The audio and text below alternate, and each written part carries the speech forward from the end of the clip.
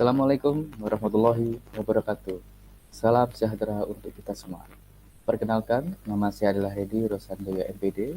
Saya adalah salah satu staf pengajar di program studi pendidikan luar biasa Fakultas Ilmu Pendidikan Universitas Negeri Yogyakarta. Dengan bidang keahlian saya yaitu pendidikan anak hambatan penglihatan atau anak tunanetra dengan kompetensi khusus Braille dan membaca tulis Braille. Pada kesempatan kali ini, saya akan menyampaikan satu mata kuliah yang saya ampuh berkaitan dengan bidang keahlian saya, yaitu membaca dan menulis Braille. Mata kuliah membaca dan menulis Braille merupakan mata kuliah wajib bagi mahasiswa pendidikan luar biasa, khususnya yang dilakukan untuk semester 1. Dan mata kuliah ini merupakan rumpun bagian kajian keilmuan daripada pendidikan anak hambatan penglihatan. Khususnya adalah bagian untuk memberikan layanan kompensatoris sehingga mahasiswa mampu memberikan layanan yang tepat untuk pendidikan anak-anak hambatan penglihatan. Tujuan mengapa perlu dilakukan mata kuliah membaca tulis Braille bagi mahasiswa? Karena mahasiswa harus memahami dan mengetahui secara konseptual, secara teoritik, bagaimana sejarah perkembangan kode Braille, bagaimana pembentukan kode-kode huruf Braille, bagaimana kombinasi titik-titik Braille yang itu dapat diaplikasikan untuk berbagai macam ilmu pengetahuan sebagai salah satu sumber memperoleh informasi bagi anak tunanetra. Dan mahasiswa akan mengetahui prosedur, prinsip, serta aplikasi dalam membaca dan menulis Braille secara manual maupun menggunakan teknologi-teknologi yang lebih kekinian. Dan diharapkan dengan adanya mata kuliah membaca dan menulis Braille, mahasiswa mampu menciptakan produk-produk atau karya-karya yang dapat membantu anak-anak tunanetra dalam memperoleh proses pendidikan. Proses perkuliahan pada membaca dan menulis Braille dilakukan melalui pembahasan konseptual, melalui teori dari buku maupun literatur, artikel-artikel hasil penelitian, baik dalam internasional maupun konteks Indonesia. Kemudian dilakukan diskusi kelas, observasi dan simulasi berkaitan membaca dan menulis Braille secara mandiri maupun berkelompok, dan terakhir adalah praktik serta observasi langsung di sekolah luar biasa maupun sekolah-sekolah penyelenggara pendidikan bagi anak dan penglihatan, yang dimana bagian akhirnya mahasiswa akan mampu menciptakan produk terjemahan buku Braille yang bisa diakses oleh anak tunanetra. Secara keseluruhan, prinsip pembelajaran yang digunakan adalah problem-based learning dan project-based learning. Problem-based learning untuk bisa memahami bagaimana permasalahan-permasalahan terkait komponen-komponen pembelajaran dalam bahasa tulis bagi anak tunanetra di Indonesia, dan bagaimana hubungan dengan hasil penelitian untuk mengembangkan baik dari kompetensi guru, keahlian orang tua, maupun kompetensi peserta didik sendiri dalam belajar baca tulis Braille. Sehingga daripada problem itu akan menemukan sebuah solusi, yang solusinya bisa dibuat sebagai hasil karya ide tulisan gagasan untuk perlombaan karya tulis maupun sebuah produk sederhana yang akan diikutkan dalam lomba karya cipta inovasi mahasiswa. The project listening digunakan untuk dapat menganalisis kebutuhan-kebutuhan di sekolah maupun orang tua berkaitan dengan media maupun metode belajar baca tulis Braille. Pada mata kuliah ini, produk diciptakan dalam bentuk karya, baik itu terjemahan buku cerita, dongeng maupun soal-soal yang dapat memudahkan anak tunanetra untuk mengembangkan kemampuan membaca dan menulis Braille sehingga dapat memperoleh informasi secara luas. Dalam materi perkuliahan ini tentunya dapat membuahkan minat membaca bagi anak-anak tunanetra, sehingga perlu dikreasikan bagaimana strategi-strategi pembelajaran yang tepat, kemudian media-media pembelajaran yang tepat, dan metode-metode pembelajaran yang tepat untuk mengembangkan kemampuan prasyarat belajar Braille, kemampuan baca Braille, menulis Braille, dan juga pengembangan skill berkaitan dengan penggunaan teknologi dalam Braille. Mahasiswa sendiri akan melakukan penelaahan permasalahan dan tentunya melakukan simulasi bagaimana menerapkan pembelajaran Braille dan implementasinya menggunakan media sederhana ataupun teknologi asistif yang dapat mendukung anak-anak tunanetra. Penilaian pada mata kuliah ini untuk mengukur 3 ranah, yaitu pengetahuan, sikap, dan keterampilan. Pengetahuan konseptual mahasiswa dilakukan melalui pengisian ujian-ujian secara tengah semester, ujian akhir semester, maupun pengisian kuis-kuis setiap pertemuan. Penilaian sikap tentunya dilihat dari partisipasi aktif mahasiswa selama perkuliahan dalam memberikan pendapat, topik-topik diskusi, maupun ketepatan dalam pengumpulan tugas. Dan keterampilan dinilai dari hasil mahasiswa menerjemahkan dokumen-dokumen Braille dan juga produk akhir untuk menyelesaikan penerjemahan, soal, maupun buku cerita ataupun dongeng dalam bentuk tulisan Braille. Penilaian pada mata kuliah ini dilakukan dengan peran aktif mahasiswa dalam proses kuliah, kemudian kualitas hasil kerja baik secara kelompok maupun individual, serta ketepatan mengumpulkan tugas kuliah dan tentunya adalah hasil karya terjemahan dalam bentuk Braille. Kompetensi berkaitan kelompok, kolaboratif, dan komunikatif ini selaras juga dengan tujuan capaian mata kuliah atau tujuan capaian lulusan program studi pendidikan luar biasa yang dapat menghasilkan calon guru yang lebih komunikatif, yang mampu kolaboratif dengan guru maupun dengan orang tua maupun masyarakat dalam praktek pembelajaran. Yang peran aktif mahasiswa disampaikan atau dinilai melalui interaktif, partisipasi aktif, dan diskusi ketika pembelajaran sedang berlangsung. Proses pembelajaran menggunakan prinsip DIA, yaitu Delivery, Interaction, dan Assessment. Delivery dilakukan dengan penyiapan bahan-bahan materi pembelajaran yang akan disampaikan melalui PowerPoint, video pembelajaran, maupun video-video untuk menelaah kasus di dalam proses perkuliahan. Interaction digunakan seperti adanya diskusi, tanya jawab, refleksi dari mahasiswa, dan tentunya partisipasi aktif mahasiswa selama perkuliahan untuk menyampaikan pendapat ataupun menyanggah pendapat dari teman ataupun menyampaikan hasil review dari buku maupun dari artikel. Proses refleksi dari mahasiswa untuk brainstorming dan merevisikan apa yang sudah diperoleh pada materi sebelumnya dan dikaitkan dengan dirinya sendiri sehingga dapat memahami betul penjiwaan sebagai anak tunanetra. Dan interaksi juga dilakukan dengan proses diskusi, saling tanya jawab, dan tentunya menyampaikan hasil-hasil yang dipelajari selama perkuliahan berlangsung. Terakhir adalah asesmen.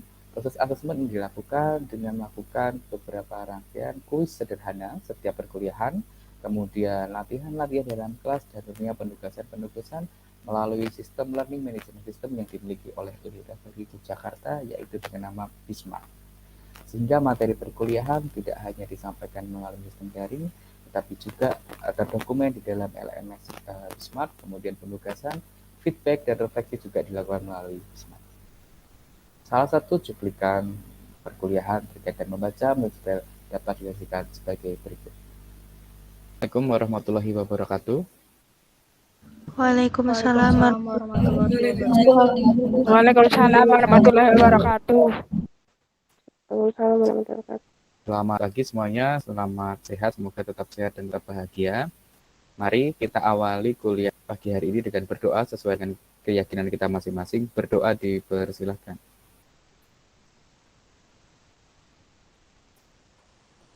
Cukup? Terima kasih. Baik, hari ini kita melanjutkan pertemuan yang kemarin ya. Kemarin kita sudah membahas berkaitan dengan matematika, bilangan, terutama berkaitan dengan bilangan. Nah, hari ini adalah kelanjutan yang bilangan kemarin. Jadi bagaimana menulis bangun datar, kemudian akar, gitu ya, sampai perbandingan. Perbandingan itu berarti ada persamaan, ada pertidaksamaan. Jadi simbol Braille matematika dasar ya, tetap simbol Braille matematika dasar. Kenapa bukan matematika lanjut? Karena matematika lanjut itu nanti akan lebih ke seperti logaritma ya, kemudian lebih ke pertidaksamaan kuadrat gitu. Jadi ini masih yang level dasar. Nah, mengapa kita belajar simbol matematika yang dasar? Karena agar mahasiswa ini paham berkaitan dengan simbol tanda operasi hitung bilangan. Ya, tanda operasi hitung bilangan kemarin sudah ada tambah, kurang, bagi, dan perkalian. Meskipun nanti akan kita ulang sedikit, siapa tahu masih ada yang lupa-lupa. Kemudian memahami simbol tanda persamaan, termasuk di sini adalah tanda besaran sudut bangun datar maupun bangun ruang. Yang terakhir adalah mahasiswa ini mampu menulis simbol Braille ya. Jadi tetap menggunakan Triclet dulu.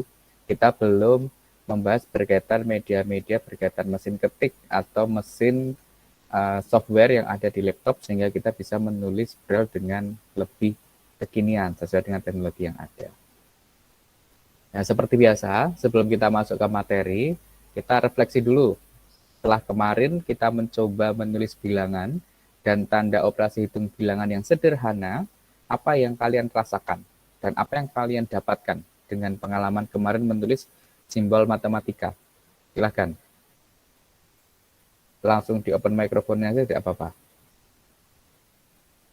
Silakan, ada yang mau menyampaikan refleksinya kemarin setelah menulis Braille di bidang matematika, perbedaannya dengan bahasa Indonesia apa?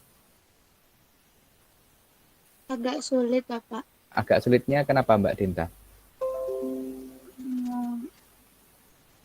Apa namanya, waktu awal itu saya nggak paham kok tiba-tiba ada tanda angka gitu. Kirain tuh langsung pakai angkanya gitu, Pak. Nggak pakai tanda yang kayak begini. Oh, Terus tanda tanda kayak penjumlahan, perkurangan gitu loh, Pak. Tambah, kali, kurang itu belum hafal. Jadi agak susah. baik, jadi tiba-tiba kok muncul tanda bilangan ya, jadi tidak seperti kita, kalau kita orang awas, huruf abjad A, B, C itu berbeda dengan bilangan 1, 2, 3. Tapi kalau di Braille ternyata sama, hanya nambah tanda saja atau kode saja. Kemudian operasi hitung bilangan yang tambah, kurang, bagi, kali itu ternyata juga sama ya, sama seperti huruf abjad, hanya diturunkan satu titik saja gitu, sehingga harus hafal. Kadang kalau tidak hafal terbalik-balik. Terima kasih Mbak Dinta. Ada yang lain lagi pengalamannya menulis? Mungkin wah gampang nih ternyata nulis matematika, tidak sesulit yang dibayangkan. Boleh loh. Silahkan, ada? Kalau menurut saya malah justru harus banyak latihan, Pak. Karena nggak bisa sekali ngerjain tuh langsung paham gitu. Jadi harus banyak berlatih, Pak. Betul, harus banyak berlatih Mbak Zulfa ya akan lebih paham. Kenapa Ya. harus banyak berlatih? Mengapa kok harus banyak berlatih? Karena kemarin waktu pas perbedaannya saat mengerjakan yang bidang bahasa sama bidang matematika dasar itu lebih terasa mudah yang bidang bahasa karena mungkin masih awal ya Pak. Terus kalau yang matematika dasar itu kan karena ada beberapa syarat misalnya seperti menulis dalam bilangan persen atau kilometer kan sebelumnya untuk menuliskan simbolnya ternyata harus ada yang di sebelum angkanya dan beberapa aturan lainnya yang di bidang bahasa itu tidak ada. Jadi untuk mengingat-ingat atau untuk memahami, menanamkan itu dalam pikiran sendiri itu harus banyak berlatih seperti itu, Pak. Betul, baik. Jadi untuk mengingat simbol matematika perlu banyak latihan ya.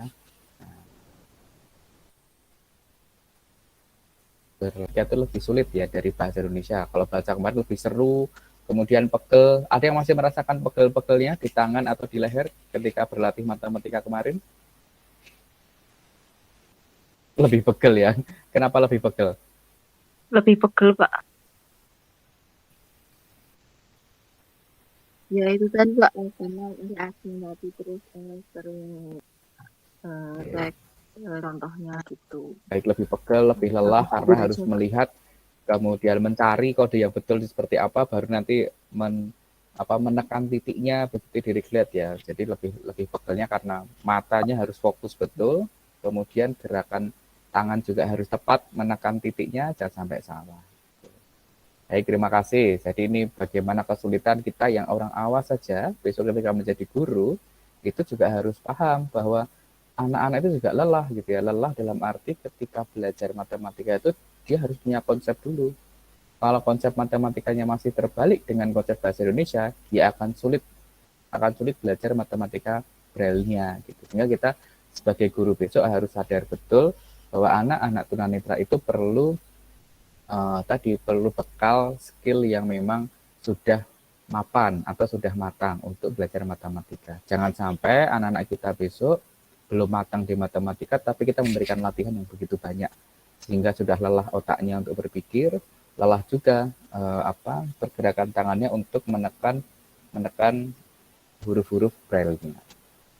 Baik, hari ini lanjutan sedikit saja gitu ya berkaitan dengan operasi hitung bilangan. Ini masih mengingat penjumlahan kemarin huruf apa? Penjumlahan E turun ya, atau titik 2 dan 6. Kemudian pengurangan huruf I turun atau titik 3 dan 5. Kalau perkalian titik 1 dan 4.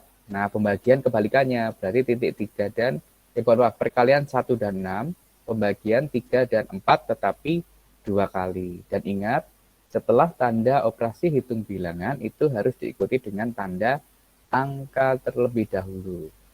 Kenapa? 4 nih, tanda angka, kemudian huruf D, baru tanda operasi hitungnya plus atau tambah, kemudian tanda angka lagi, baru huruf G atau tanda 7. Itu ya, ini untuk ingat. Jadi lebih mudah mengingatnya misalnya EI, kemudian nggak berkalian berarti garis seperti AI, kemudian pembagiannya seperti IA, tapi 2 kali. Akan selalu muncul terus ini, operasi hitung bilangan ini mau di tingkat matematika dasar, matematika lanjut, ini akan muncul terus. Jadi harus diingat. Nah, sekarang tanda perbandingan. Kalau di bahasa Indonesia kemarin, tanda perbandingan cukup dengan sama dengan, ya kan, sama dengan. Nah, sekarang kalau perbandingan di matematika ada banyak. Ada yang tandanya itu bagi titik 2, ya. Kemudian yang sama dengan sendiri, gitu. Kemudian lebih dari sama dengan, nah, beda kan.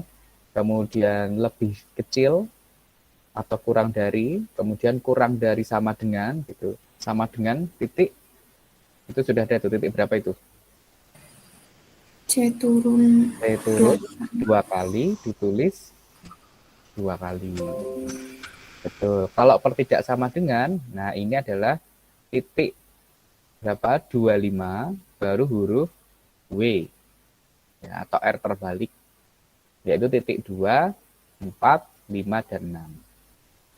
Misalnya 25% tidak sama dengan 0,20 misalnya. Nah, itu pakai tanda tidak sama dengan. titik 2 sama C. Ya, titik 25 dan C. Atau tanda titik 2 dan C. Pecahan. Oke, kemarin pecahannya masih pecahan biasa. Titik berapa pecahan biasa kemarin? Titik berapa itu pecahan? 3, 4. Iya, 3 dan 4. Nah, kalau pecahan campuran, sama. 3 dan 4 tetap digunakan, tapi ada tanda hubungnya, yaitu titik 3 dan 6. Ini yang saya blok ini ya, yang saya blok warna kuning nih. Nah, 3 dan 6. Tanda angkanya cukup 1 kali. Ya, tanda angkanya cukup 1 kali. Kenapa? Karena ini dianggap satu kesatuan bilangan. Sehingga tanda angka, misalnya 2, 7 per 8. Jadi tanda angka yang warna hijau, kemudian angka B atau angka 2, kemudian tanda hubung, baru 7, huruf G lagi, kemudian tanda pecahan, titik 3 dan 4, baru 8 atau huruf H. Ya. Q. Tapi dicerminkan terbalik Q. Ini tanda akar terbaliknya. Kalau di huruf awas kita, tanda akar 2 itu kan nggak ditulis ya. Jadi misal akar 49 itu kan nggak ada akar, kemudian atasnya 2. Karena sudah diasumsikan bahwa ketika akar itu berarti akarnya di pangkat 2. Tetapi kalau akarnya pangkat 4, nah itu baru ditulis. Kalau di huruf awas. Tapi di huruf braille tetap harus ditulis. Misalnya yang akar 49. Oh, berarti akar pangkat 2. Pangkatnya ditulis dulu di depan. Pangkat atas, kemudian Q terbalik, baru tanda angkanya. Sama yang bawah. Apa? Besaran akarnya dulu, akar pangkat 4, kemudian Q, atau sebagai tanda simbol akarnya, baru tanda angka lagi untuk menulis besaran pada angka tersebut. Oke ya. FPP KPK sama, hanya tambah tanda 2 titik huruf besar di awalnya. KPK juga sama. Tanda kurungnya beda ya, ini kurung yang biasa, yang di bahasa Indonesia yang kemarin kita pelajari sama, tapi ini tanda yang tanda kurungnya adalah tanda kurung yang seperti bukan kurawal, tanda seperti absolutnya. Sudah. Tuh. Kemudian kalau silahkan ditebak nomor 1 ini tulisannya apa? Terjemahannya apa? Nomor 1. Ditutupan ya. Nah, nomor 1 tulisannya apa?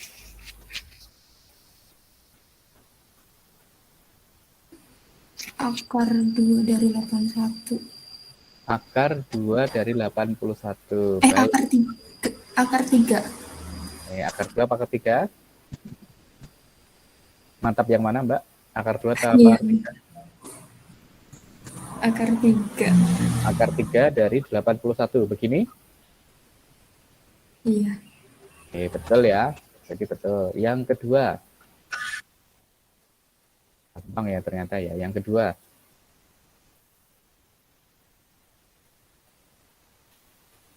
Angka Romawi 15 bukan, Pak? Betul. Nah, udah gampang nih. Romawi 15. Yang ketiga.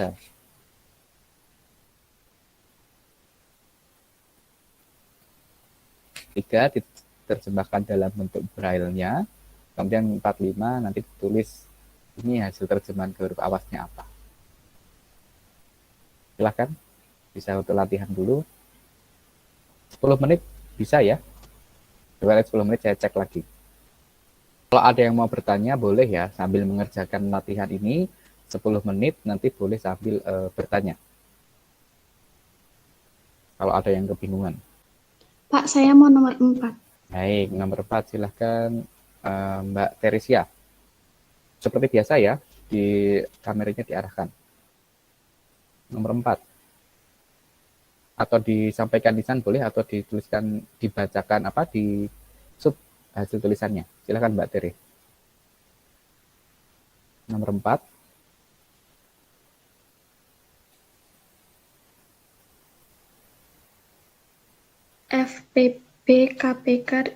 FPP sama dengan dalam kurung 1,3,3, Pak. Betul. Jadi nomor 4 FPP 4 titik ya, 4 titik FPB-nya besar semua, kemudian sama dengan dalam kurung 1, berapa? 3,3. 3,3. Nah, yang 3,3-nya ini kurang tepat ini. Ini bukan 3,3 ini. Coba tanda berapa?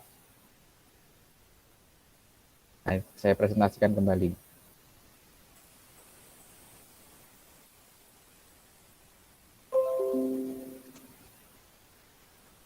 Enggak mau dia.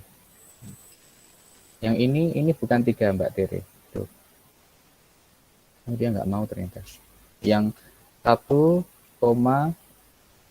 ini bukan 3. Ada yang bisa membetulkan angka berapa kira-kira yang ini? 5 bukan, Pak? Ya, ini angka 5. Jadi agak terbalik sedikit ya Mbak Tere, tapi sudah betul dari depan. Ini angka 5 dan 5. Baik, terima kasih. Ada lagi? Nomor 4 sudah terjawab. Nomor lainnya?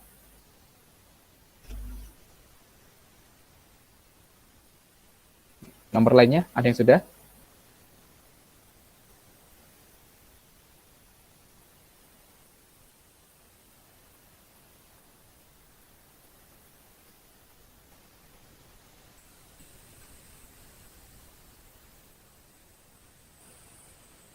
Nomor 1 tapi nggak pakai reglet nggak apa-apa, Pak? Nggak apa-apa. Nomor 1 silahkan Mbak Fadilatus. Bentar, saya pin dulu biar lihat agak besar. Tanda akar 4, pangkat. Tanda 4, kemudian akar, kemudian tanda angka 2, 5, 6. Oke, betul. Terima kasih Mbak Fadilatus. 1 dan 4 sudah terjawab. Masih ada lagi yang mau mencoba menjawab? Dan juga pengerjaan di dalam Bismart-nya. Nanti penilaian diskusi hasil pekerjaan akan saya pantau melalui Bismart. Nanti materi juga sudah ada di Bismart, saya upload di Bismart. Ada pertanyaan dari mahasiswa berkaitan dengan simbol Braille matematika dasar yang level kedua? Ada pertanyaan atau tidak? Saya izin Silakan Mbak Denta. izin bertanya. Ya. Kan ada nggak gimana? Ada nggak tanda-tanda matematika khusus yang harus pakai spasi? Tanda matematika khusus yang harus pakai spasi tidak ada. Karena kalau pakai spasi nanti jadi huruf abjad biasa. Misalnya, gimana? Berarti langsung ditulis nyambung semua ya, Pak? Ya, nyambung dengan huruf abjadnya. Karena kalau dengan spasi itu nanti jadi huruf abjad biasa, jadi lepas dia. Iya. Baik, Pak. Terima Iya, kasih. sama-sama. Tadi siapa yang mau bertanya kembali ya, Mbak Nur Aini atau? Baik, Mbak Bafa, silahkan Mbak Bafa. Mbak Bafa Hilda. Untuk pengerjaannya apakah harus menggunakan Reglet atau bisa tulis manual, Pak? Baik, kalau Reglet-nya sudah punya, pakai Reglet.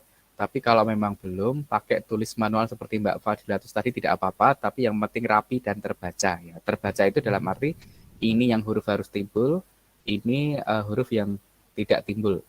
Gitu ya. Begitu. Baik, ya Mbak.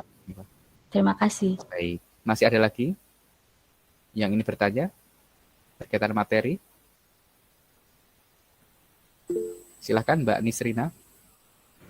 Pak izin bertanya, kalau di Braille itu ada kayak simbol yang misalkan kan Pak waktu SD itu ada -5 ditambah 7, itu adakah Pak seperti itu?